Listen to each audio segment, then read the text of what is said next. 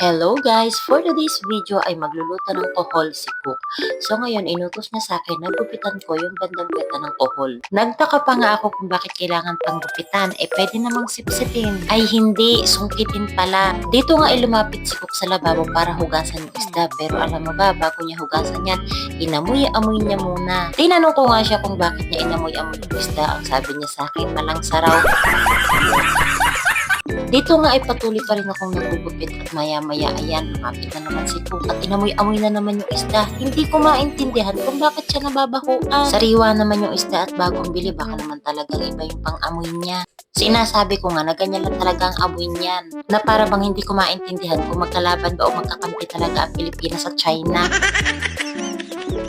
So ayan, natapos ko na gupitan lahat at itong pusit naman ang inutos sa akin, balatan ko raw. Natutuwa naman ako dahil first time ko magbalat ng pusit na para bang nag-rejuvenating, maputi pagkatapos mabalatan.